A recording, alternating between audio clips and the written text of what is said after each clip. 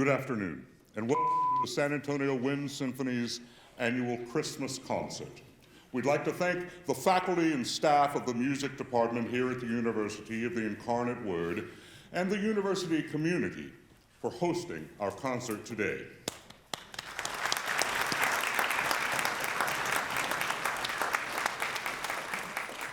Today we have a veritable Christmas banquet of traditional and not so traditional holiday favorites for you. If you can imagine it, we'll play several pieces that you won't hear on the famous local radio station with its 24-hour holiday fare.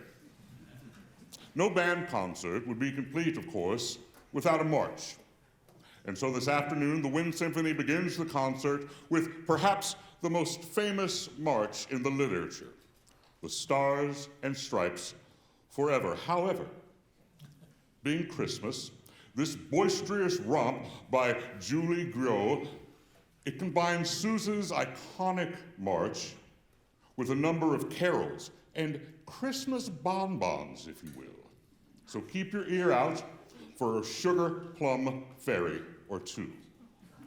But don't worry, you'll get your piccolos and your trombones and your trumpets as well. And now help me by welcoming Dr. Rustowitz and the San Antonio Wind Symphony to the stage.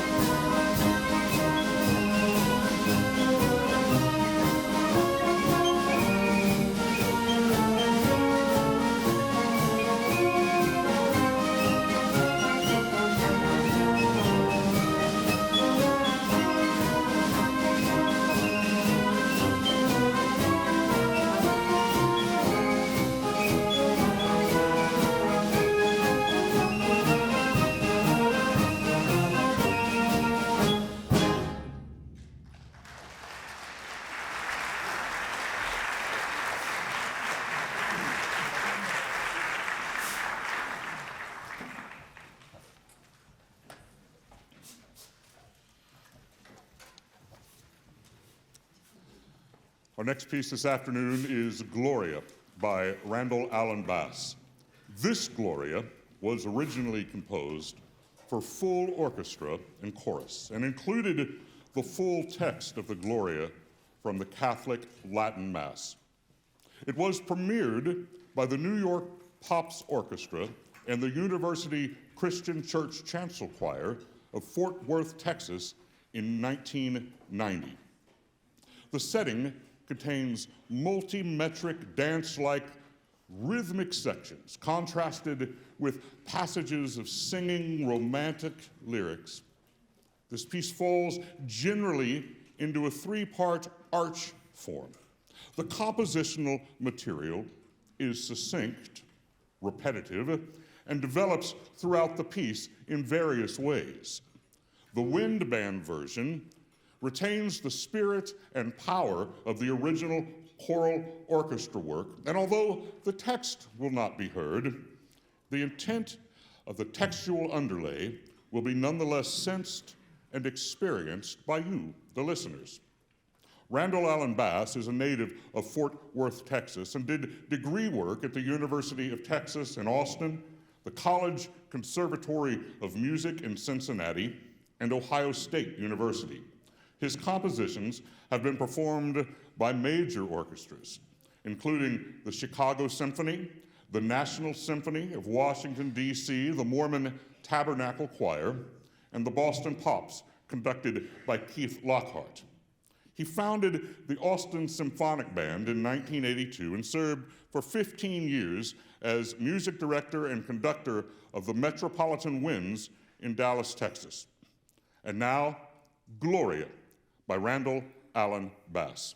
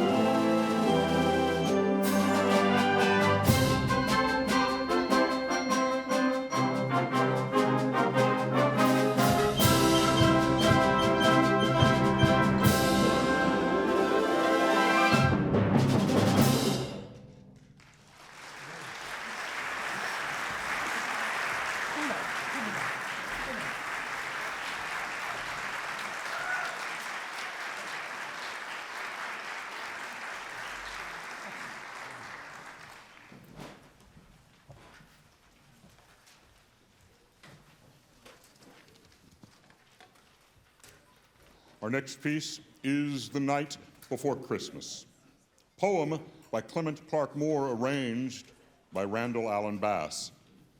What Christmas celebration would be complete without the favorite poem by Clement Clark Moore, "'Twas the Night Before Christmas"? It's the tale of a father who encounters a midnight visit by good old Saint Nick one Christmas Eve. This magical piece is a quintessential setting for this most treasured Christmas poem, a tour de force for concert band. This original score includes a narrator, me, and a sparkling orchestration, while musically staging the poem from beginning to end in a film-like manner. The narrator's words fit so seamlessly into this remarkable composition that you will not find it hard to imagine yourself in this father's slippers. Now hush, my friends, and settle in for a long winter's nap, if your own excitement will allow it.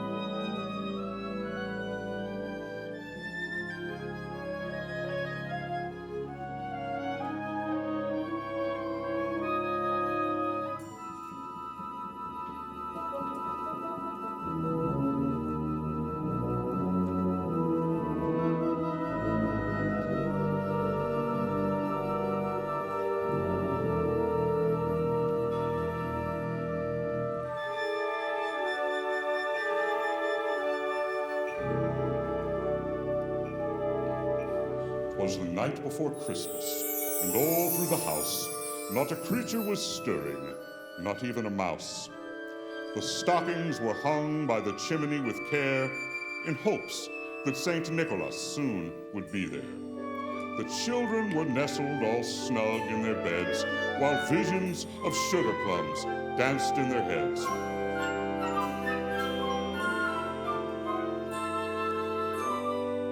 Mama in her kerchief, and I in my cap, had just settled down for a long winter's nap.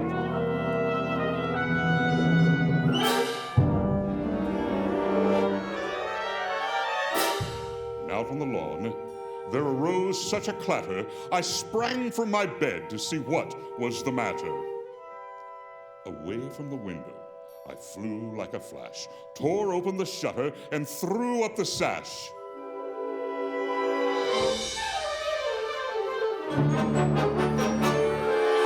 The moon on the breast of the new fallen snow gave a luster of midday to objects below, when what to my wondering eyes should appear but a miniature sleigh and 8 tiny reindeer.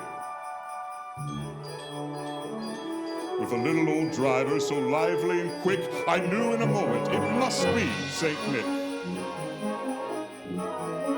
More rapid than eagles his coursers they came, and he whistled and shouted and called them by name. Now Dasher, now Dancer, now Prancer and Vixen, on Comet, on Cupid, on Donner and Blitzen.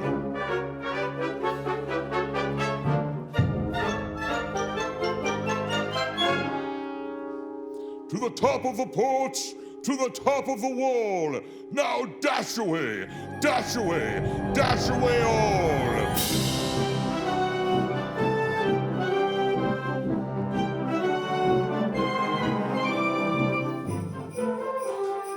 As dry leaves that before the wild hurricane fly, when they meet with an obstacle, mount to the sky. So up to the housetop the coursers they flew, with a sleigh full of toys and St. Nicholas, too.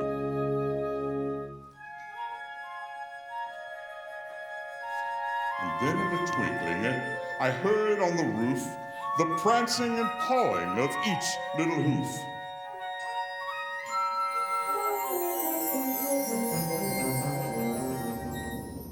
As I drew my head and turning around, down the chimney St. Nicholas came with a bound.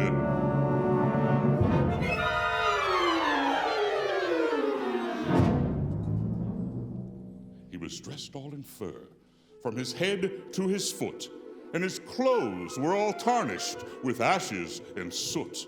A bundle of toys he had flung on his back, and he looked like a peddler just opening his pack. His eyes, how they twinkled, his dimples, how merry.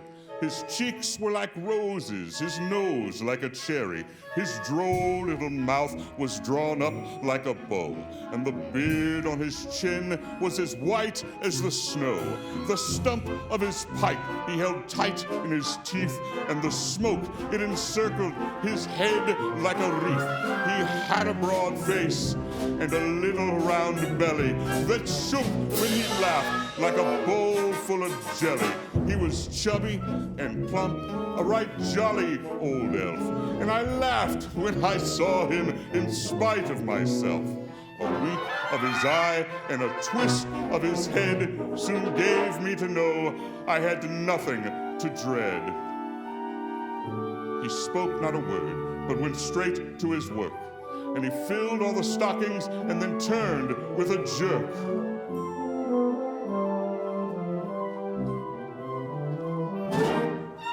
Laying a finger aside of his nose and giving a nod, up the chimney he rose. He sprang to his sleigh, and his team gave a whistle, and away they all flew like the down of a thistle.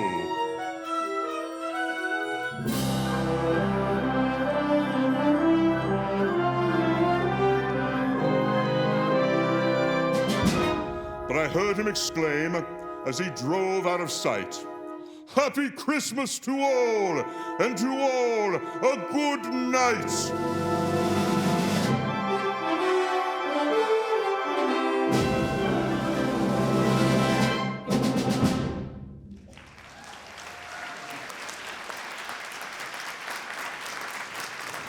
Thank you.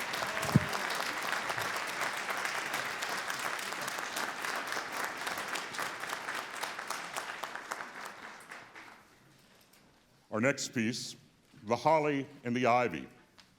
It's a traditional carol arranged by Chip Davis and adopted by Robert Longfield. So The Holly and the Ivy is a traditional British folk Christmas carol.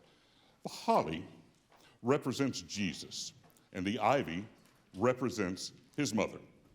Angie Mosteller discusses the Christian use of holly at Christmas, stating that Christians have identified a wealth of symbolism in its form. The sharpness of the leaves help to recall the crown of thorns worn by Jesus.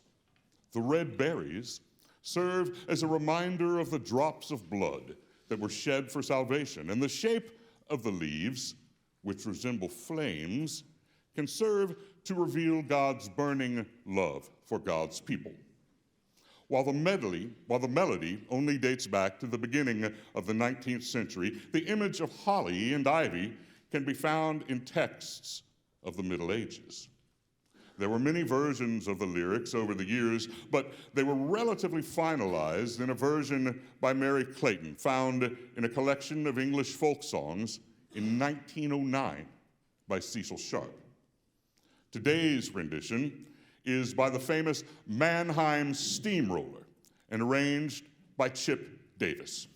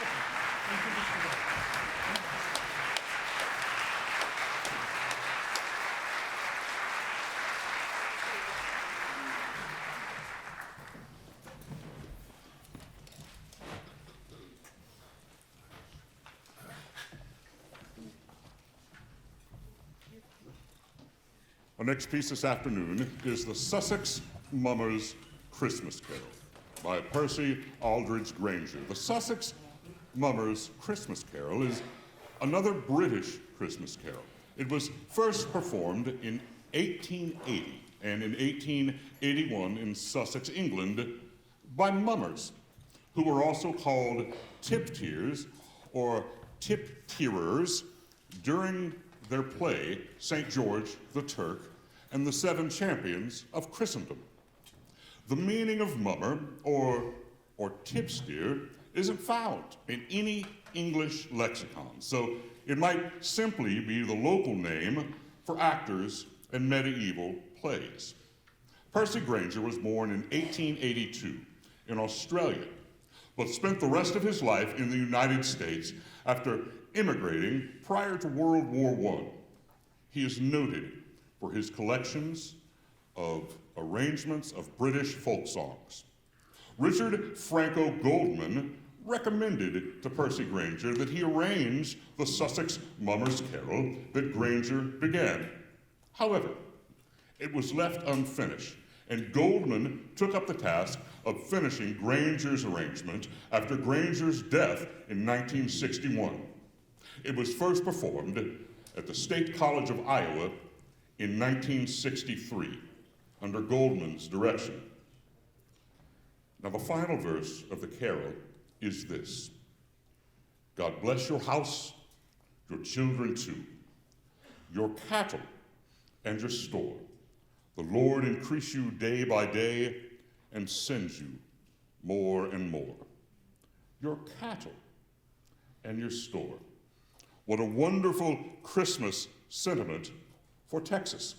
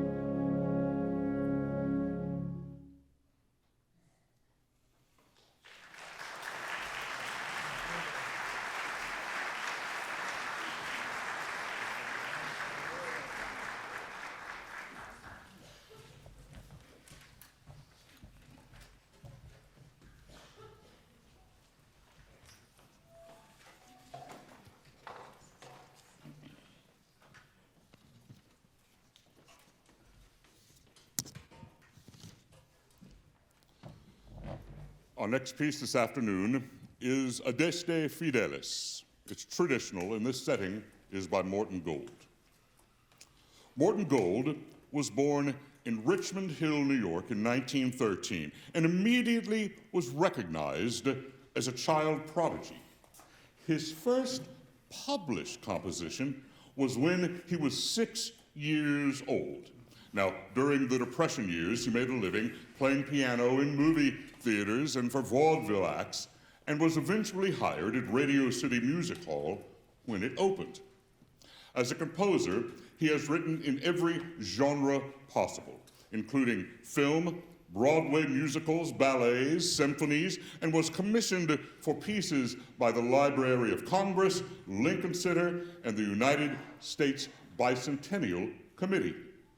Among his awards are a Pulitzer Prize, a Grammy for Lifetime Achievement, and he passed away in 1996 at the age of 82, while he was the first resident guest composer-conductor at the Disney Institute in Orlando, Florida. The next three carols were arranged by Morton Gould for his 1949 Christmas album, Serenade of Carols for Small Orchestra and Suite of Christmas Hymns. Known by its English title, O Come All Ye Faithful, Adeste Fidelis is attributed to a number of composers, including the English hymnist John Francis Wade, King John IV of Portugal, and even anonymous English Cistercian monks. The earliest printed version is by John Wade, and a 1751 manuscript by Wade exists in the library of Stonyhurst College in Lancashire. The 1841 English translation of the original Latin text is by Frederick Oakley, an English Catholic priest, and is the one used today in English-speaking countries. Gould's arrangement of Adeste Fidelis, as well as the other two carols arranged by him on today's concert, exhibit lush orchestrations and rich harmonic language with numerous key changes, which is exotic for a band. Noticeable are Gould's use of contrapuntal writing, so phrases may be foreshadowed or extended. The next phrase may even overlap the previous phrase, so you'll notice a layering effect throughout the band. Phrases are often broken up, so fragments of the melody are distributed throughout the sections of the band. What I'm trying to say is that while this makes for an interesting and exciting arrangement, if you intend to sing along, prepare for surprises along the way.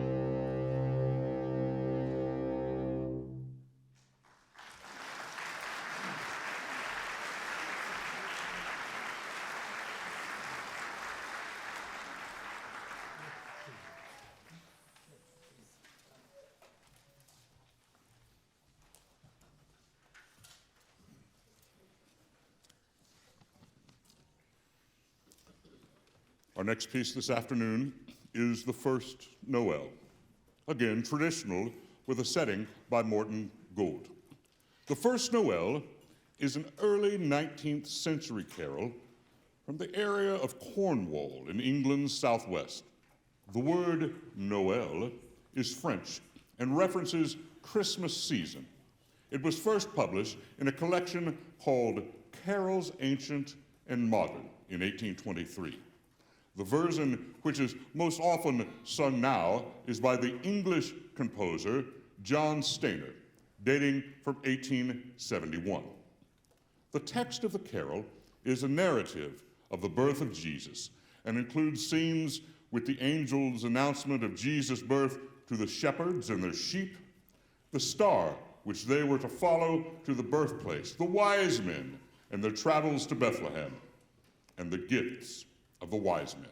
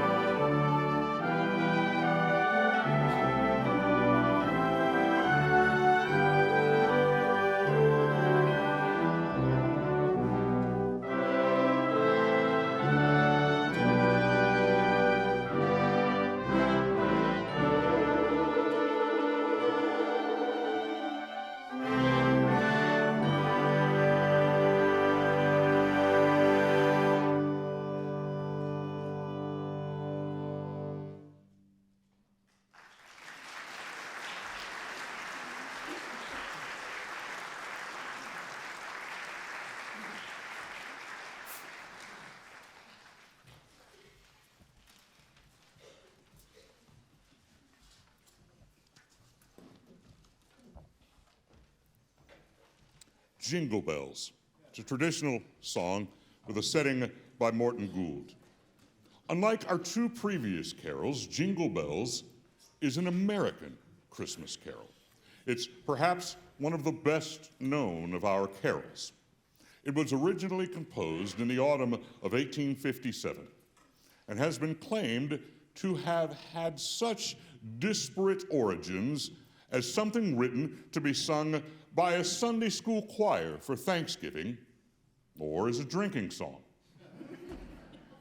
Either way, it had no connection to Christmas initially, but it has become synonymous with Christmas and winter in the 1860s and the 1870s, and it was featured in many parlor and college anthologies by the 1880s. It was first recorded in 1889 on an Edison cylinder recording device. This recording, believed to be the first Christmas record, is lost. But an 1898 recording, also from an Edison Records, survives. Gould's sense of humor is evident throughout this arrangement and is definitely appropriate to the fun being had by the riders on the one-horse open sleigh.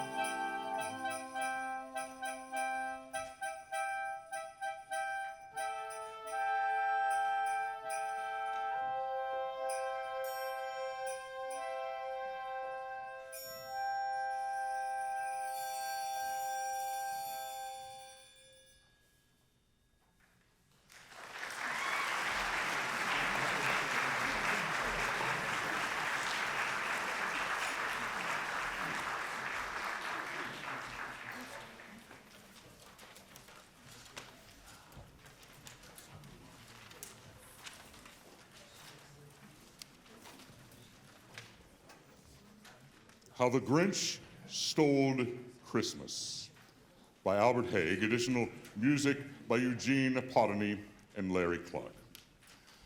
Ebenezer Scrooge, Clark Griswold, Ralphie, Tiny Tim,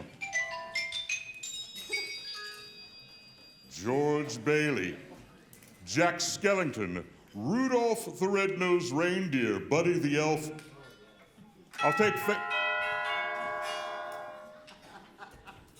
take famous Christmas characters for 100, Alex. But the most famous character of all is that curmudgeonly scoundrel, the Grinch, conceived by Dr. Seuss in his 1957 book, How the Grinch Stole Christmas. The Grinch has achieved notoriety by his ill-natured attitude towards the season's most endearing and heartwarming traditions of song, food, and gift-giving. His green, pot-bellied, furry, pear-shaped, cat-faced characteristics only enhance his mean-tempered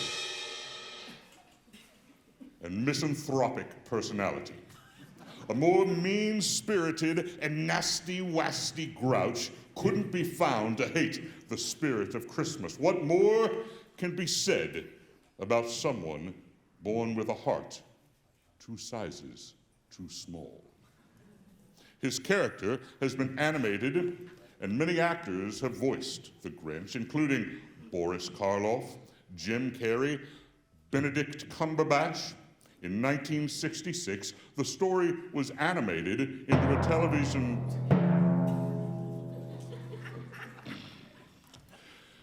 television feature which included the now famous "You're a Mean One, Mr. Grinch."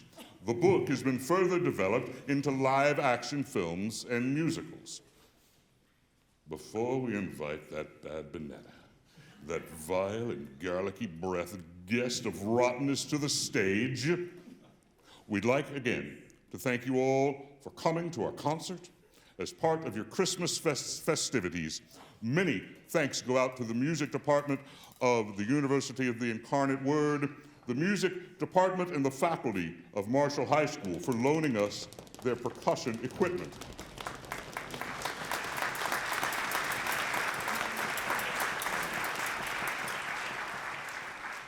And to John Brown and his minions who picked up the percussion equipment and transported it to and from this venue today.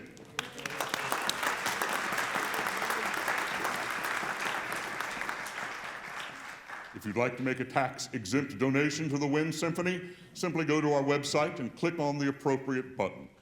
We want to wish you all a Merry Christmas and Happy Holiday Season.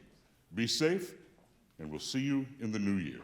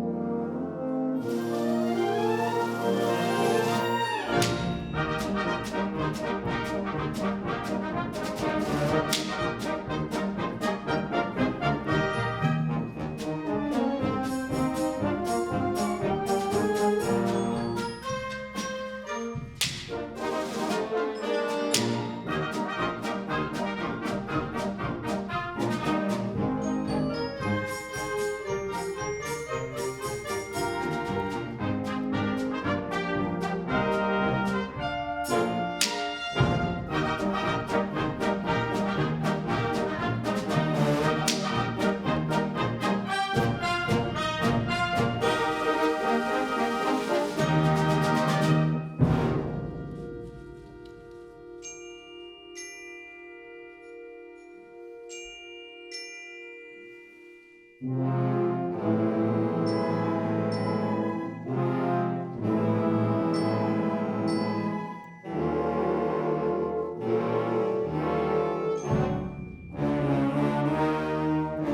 a mean one, Mr. Grinch.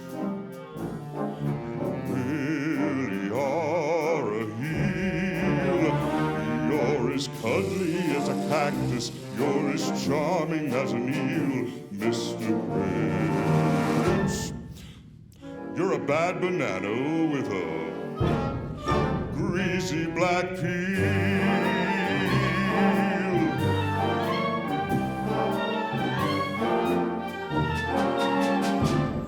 You're a monster, Mr. Grinch.